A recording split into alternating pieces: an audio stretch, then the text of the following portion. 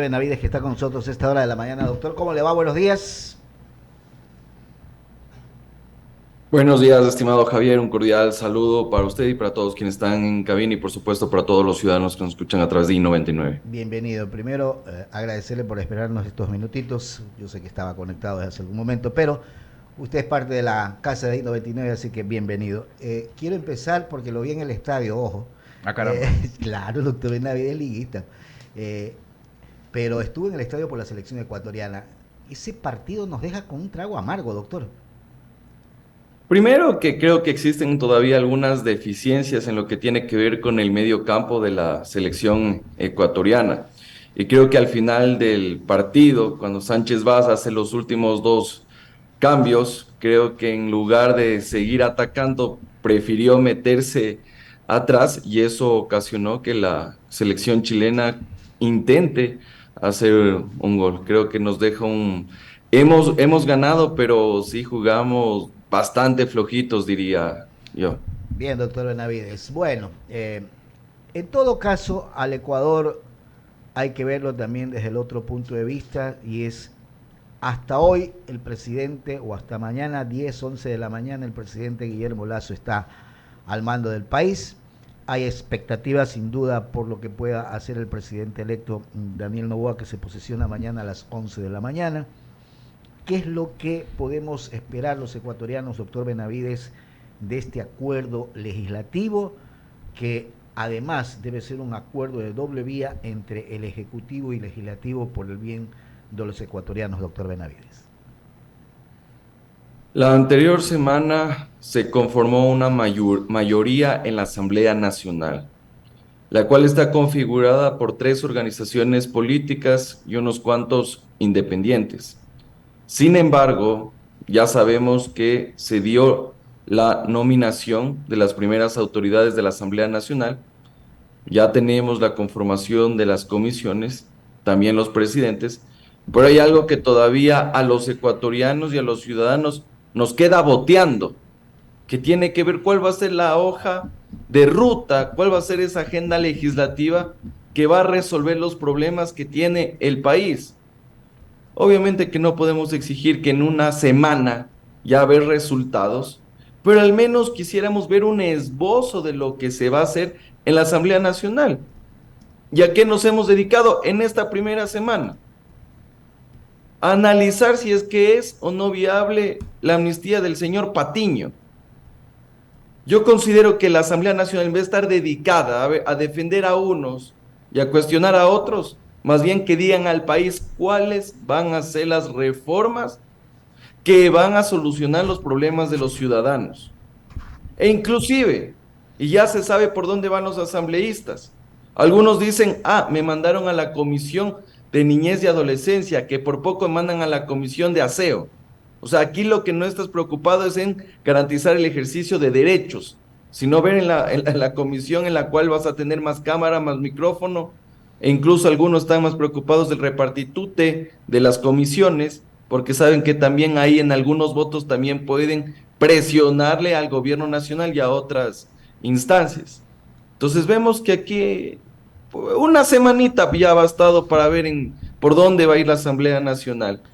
Esperemos que en los próximos días ya veamos algo más palpable, una vez que ya sea posesionado el nuevo presidente de la República y permita garantizar condiciones de gobernabilidad. Porque ahorita estamos en una suerte de romance, pero todo romance también se desgasta. Y esperemos que en unos 8 meses ese romance entre las organizaciones políticas no termine, porque evidentemente ya estamos en una fase preelectoral en la cual todos van a querer poner a su candidato para que llegue a Carondelet. Y eso podría ocasionar incluso que en la Asamblea Nacional algunos se bajen de la camioneta solo con el único objetivo de que Noboa no pueda cumplir con su plan de gobierno. Se lo pregunto jurídicamente, ¿cabe o no cabe la amnistía para Patiño? Bueno, a ver, primero que tenemos que tomar en cuenta que la amnistía es por un delito Político. político. Y en este caso yo no veo ningún tipo de naturaleza política en el delito que está siendo procesado el señor Patiño. Y en ese sentido, yo creo que la Asamblea Nacional debería dar trámite como toda solicitud de amnistía y veamos si es que finalmente existen los votos. Pero a mí me parece que es un mensaje equivocado que la Asamblea Nacional se dedique a este tipo de cuestiones en lugar de lo importante.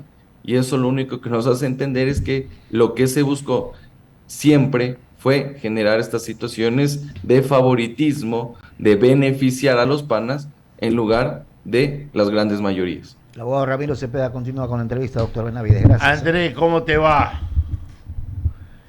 Hola Ramiro, un gusto saludarlo. El mío también. Esto es más un comentario y no una pregunta, pero después quiero ir con el tema que en verdad también nos está convocando esta entrevista. A mí no me llama la atención lo que está sucediendo, ni me causa escozor el cambio de una amnistía por los proyectos de ley que va a presentar el presidente de la República. Incluso digo que el costo es muy bajo de lo que están pidiendo, deben de haber facturas más altas en el camino. Así que si ya estamos hoy terminando un gobierno y para entrar al tema que se practicó la eutanasia, ya démosle paso a un nuevo ser que se va a posesionar mañana y que está por lo menos en lo político, en mi concepto, haciéndolo bien. Tengo mis reparos en el tema de las designaciones económicas que todavía no tienen conformado ese equipo. Ahora sí, Andrés, hablando de la eutanasia, está en consulta, en discusión en la Corte Constitucional el tema. Por su origen etimológico, eutanasia es una buena muerte, muerte asistida, puede ser voluntaria, puede ser solicitada, puede ser pedida por el enfermo, puede ser pedida por los familiares, puede ser accidental en algún que otro caso, pero se puede dar. ¿Contra qué derecho consagrado en la Constitución se está violentando este pedido, que puede tener características humanas, pero que habría que darle la forma ideal para que se pueda aplicar en derecho? Excelente pregunta, estimado Ramiro. A ver, en esta semana se llevó a cabo una audiencia en el marco de una acción pública de inconstitucionalidad que presentó Paola Roldán, quien es una ciudadana que tiene una enfermedad que se llama esclerosis lateral y eso obviamente le daña su sistema nervioso y le ha ocasionado una situación grave en la cual tiene sufrimientos permanentes a nivel físico y también emocional. ¿Por qué ella demanda el artículo 144 del Código Orgánico Integral Penal y dice que es inconstitucional? En este artículo está tipificado el delito de homicidio. ¿En qué consiste el delito de homicidio? Matar a una persona. ¿Y cuál es la sanción de este delito? Es de 10 a 13 años. Hasta ahí parecería que todo está bien. ¿Cuál es el problema? En Ecuador no tenemos ningún tipo de regulación respecto a la práctica de la eutanasia. Y como tú bien lo has señalado, Ramiro, en efecto, la eutanasia significa el buen morir, una muerte digna. Pero en ese orden de cosas, si es que un paciente que tiene una enfermedad grave, una enfermedad catastrófica, incurable, que causa este tipo de afecciones y que decide ya dar por terminada su vida y le solicita a un profesional de la salud, a un médico, lo que va a pasar es que ese médico va a ser sancionado por haber cometido un presunto delito de homicidio. Entonces, aquí estamos frente al problema jurídico. Ahora bien, vamos con tu pregunta, porque uno dice, bueno, ¿y cuál es la afectación constitucional de esta regulación? Y aquí tenemos que partir de lo que nos dice el artículo 84 de la Constitución de la República. ¿Qué es lo que nos dice la Constitución? La Asamblea Nacional y todo órgano con potestad normativa deberá adecuar las leyes a los derechos previstos en la Constitución. Y dentro de esos derechos está la dignidad humana.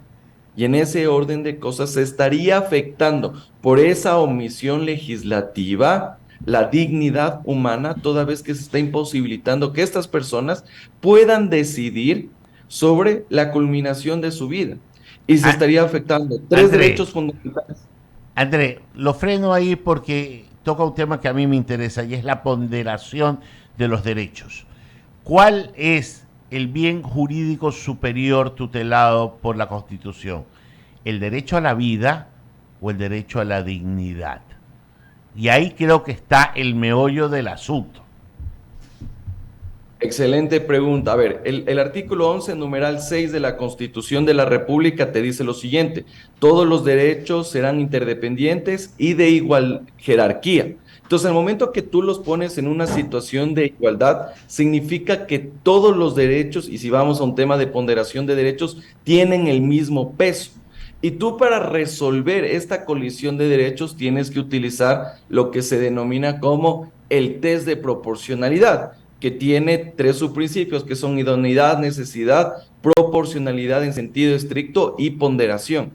Cuando hablamos ya de ponderación de derechos, ahí tenemos que utilizar lo que nos dice tanto la teoría como la propia Corte Constitucional en varias de sus sentencias, que cuan mayor sea la afectación de un derecho, tanto mayor debe ser la satisfacción de otro. Entonces, si aquí yo voy a afectar el derecho a la vida, esa afectación del derecho a la vida debe ser menor al ejercicio o a la garantía de ese derecho de la dignidad humana. En ese orden de cosas, yo considero que una persona que tiene una enfermedad incurable, grave, que genera todo este tipo de consecuencias a su organismo, a su integridad física, evidentemente puede acceder a una muerte digna como parte de su ejercicio de la dignidad humana. Y ojo con esto, que antes del derecho está la dignidad humana. Y eso podríamos analizarle ya desde la teoría de los derechos. Es un tema bastante interesante y que tiene muchas aristas, tanto a favor como en contra. Pero este test de proporcionalidad se debe de aplicar en casos particulares e individuales, porque hacer de este test una regla general se volvería una caja abierta para cualquier cosa, pues tenemos en ese andarivel y en esas situaciones a personas que pueden estar en pleno uso de sus capacidades intelectuales para decidir, pueden no estar en pleno uso de sus capacidades y deciden sus familiares, pueden ser menores de edad que por tanto no tienen la discrecionalidad ni la capacidad legal para poderlo hacer. Entonces, este test de proporcionalidad al que tú te refieres no puede ser una regla general, ¿no? Excelente pregunta, Ramiro. Y ahorita me parece que estamos en una clase de derecho constitucional y me encanta, porque aquí hay dos posturas. Hay quienes sostienen que esta test de proporcionalidad y ponderación de derechos solo puedes hacerlo en casos concretos. Pero en cambio yo soy partidario de que la ponderación tú también sí puedes hacerlo en abstracto. E incluso yo he escrito una investigación que tiene que ver con la ponderación de derechos en sede legislativa. Y eso ocurre muchísimo. El legislador siempre pondera derechos, tal vez no con los mismos estándares y rigurosidad que lo hace un juez, pero al final del día sí termina ponderando derechos. Y en ese sentido también la Corte Constitucional puede ponderar derechos de manera abstracta. Y vamos con un ejemplo muy sencillo, en lo que tiene que ver con la despenalización del aborto en casos de violación. Ahí la Corte Constitucional ponderó derechos de la mujer que ha sido violentada y el derecho de quien está por nacer. Entonces, claro, ahí fue una ponderación en abstracto sin establecer el caso en específico. Y creo que en este caso debería seguir la misma metodología, porque en ese caso también se aplicó un test de proporcionalidad. En ese orden de cosas, al menos en lo que tiene que ver con el caso de Paola Roldán, que impugna la constitucional 144, no lo hace necesariamente por su caso en específico, si lo hace de manera general. ¿Y cuál es el objetivo de ella? Que se declare la inconstitucionalidad del 144. Afortunadamente hemos pasado a un nuevo rol de lo que es la Corte Constitucional, porque antes tú tenías la Corte Constitucional como un legislador negativo. ¿Qué significaba eso? Te llegaba la demanda de inconstitucionalidad, tú declarabas inconstitucional la disposición, la ley, y la expulsabas del ordenamiento jurídico. En cambio, ahora tú tienes un nuevo rol de la Corte Constitucional como parte del activismo judicial, llamémoslo así, que es el que puede fungir como legislador positivo. Y es por eso que yo he sugerido a la Corte Constitucional el día lunes, cuando me presenté como amicus curiae, que ese artículo 144 declare la inconstitucionalidad aditiva. ¿Qué significa la inconstitucionalidad aditiva? Que tú el 144 lo declaras inconstitucional, pero al mismo tiempo lo reparas a través de la inclusión de un texto. ¿Y cuál es ese texto que debería ser incluido en el 144? Es una excusa legal absolutoria. ¿Con qué objetivo? Que los médicos no sean, en este caso, procesados penalmente si es que practican una eutanasia. Ahora, ni los médicos, ni en el caso que los familiares den la autorización, porque en todo caso uno sería el autor y el otro el cómplice. Claro, incluso ahí por los niveles de participación podríamos hablar hasta de una autoría mediata si uno lo ve así. Uh-huh. Pero yo también tengo un problema y una preocupación respecto de esto. Porque me parece que solo la declaratoria de inconstitucionalidad del 144 no es suficiente para regular el tema de la eutanasia. Y yo lo que le he dicho a la Corte Constitucional es que de manera inmediata declare la inconstitucionalidad del 144, repare con una sentencia aditiva con la excusa legal absolutoria, pero a la vez disponga con sentencia exhortativa a la Asamblea Nacional que haga toda la regulación en los temas no penales, porque tomemos en cuenta algunas cuestiones fundamentales. En el Código Civil tú tienes regulado los efectos jurídicos de lo que viene a ser la muerte, e inclusive la muerte es considerado como un caso de una de los eximentes de la responsabilidad por caso fortuito fuerza mayor. Entonces te dice, claro, hay caso fortuito fuerza mayor cuando no depende de la voluntad del deudor o del obligado, pero en este caso sí está mediando la voluntad de una persona que ha generado su muerte, y eso puedes verlo en otras aristas. Entonces yo lo que haría es que la Corte Constitucional a la Asamblea Nacional disponga la regulación de ciertos aspectos que sí pueden demorar, pero que en el ámbito penal sí requieren una atención rápida, oportuna. Y no solo en el ámbito penal, Andrés, porque también en los efectos civiles que podría generar la prelación del fallecimiento de uno versus el de otro, podría dar efectos sucesorios que en algún tema podrían ser un interés subyacente para provocar la muerte de uno antes del otro. Entonces, miren la cantidad de cosas que se pueden derivar, que no solo es el efecto de dar una muerte digna a alguien que padece una enfermedad, sino que probablemente puede ser provocada ese cambio de criterio o incentivar a que se produzca esto por algún pariente que queda vivo para algún efecto sucesorio inmediato.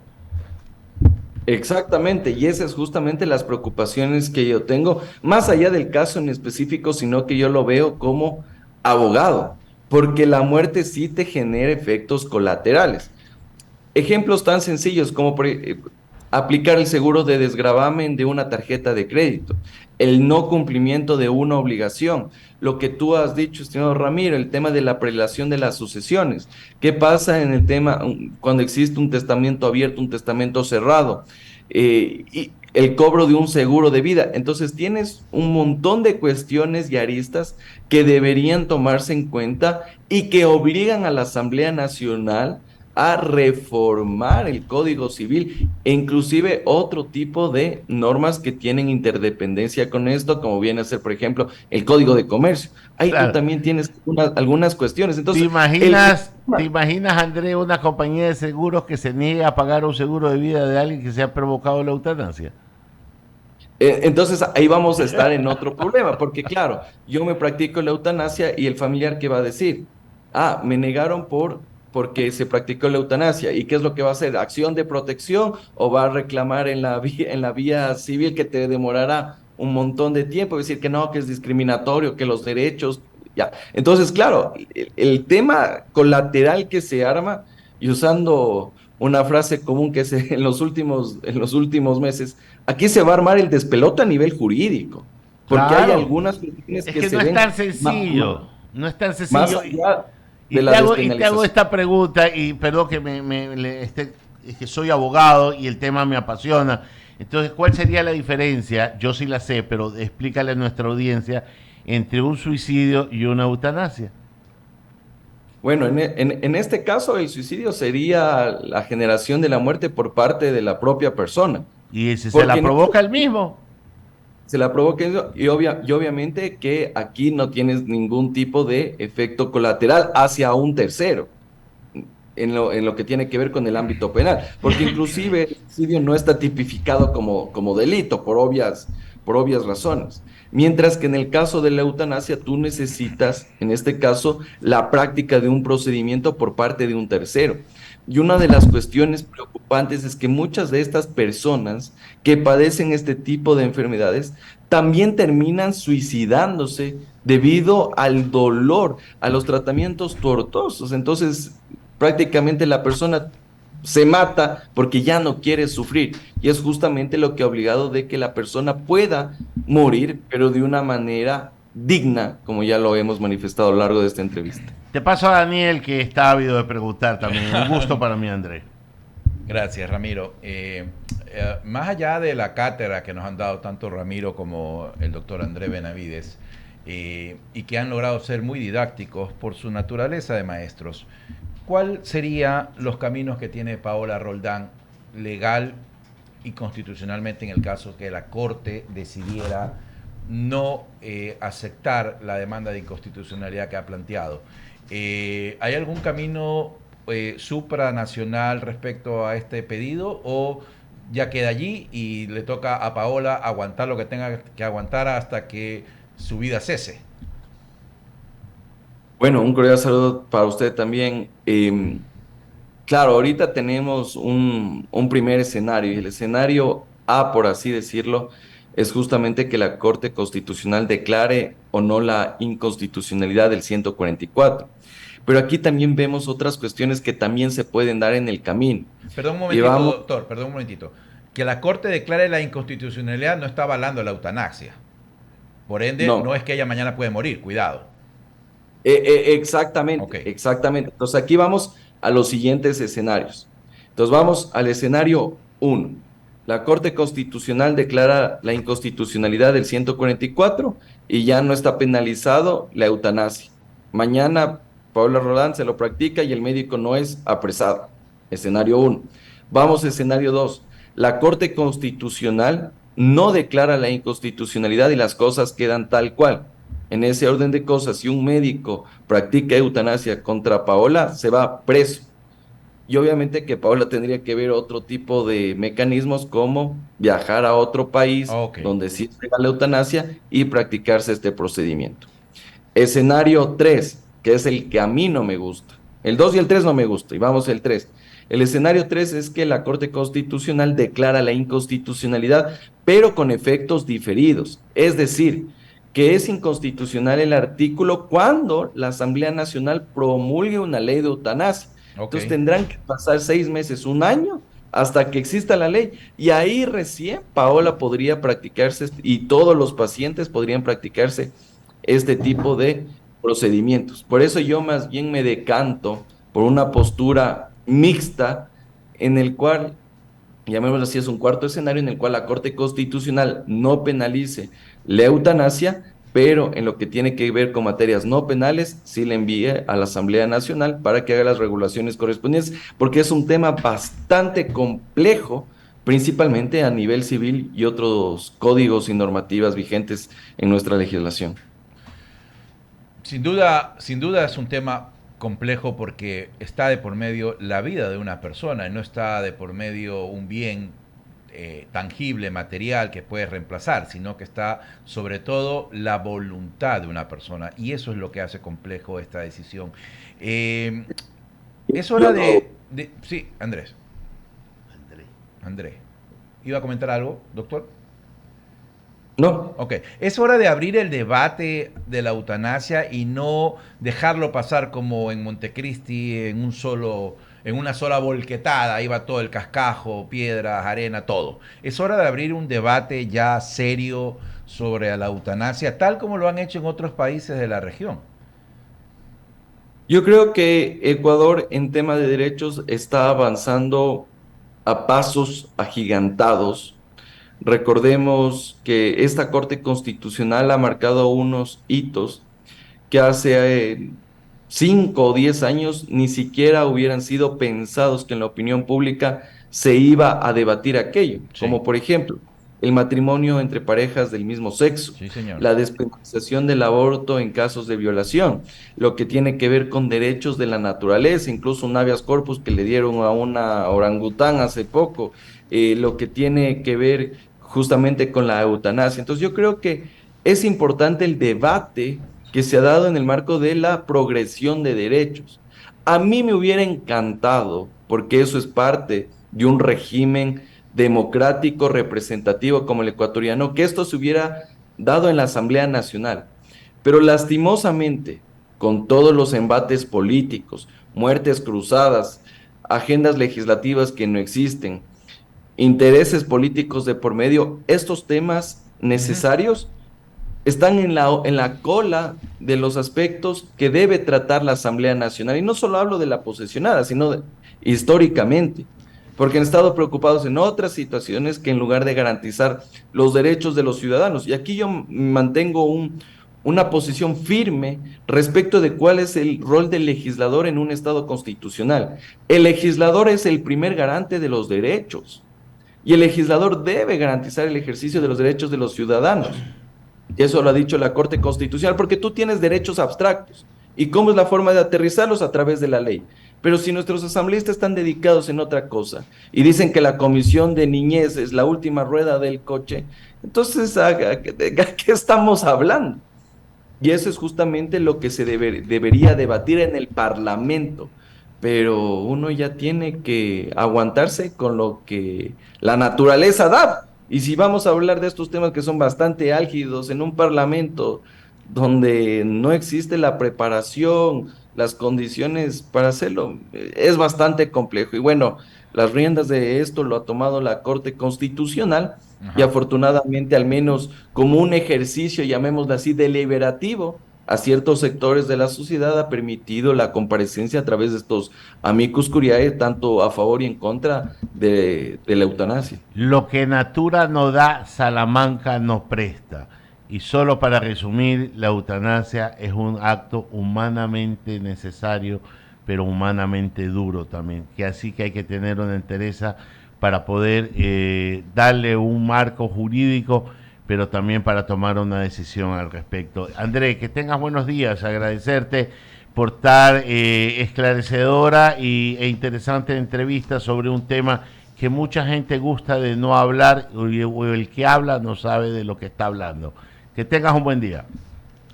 Muchas gracias por la invitación, cordial saludo para todos. Abrimos espacio. Por supuesto, yo lo invito a Safari, Malecón. A ver, vamos. ¿Sabe por qué?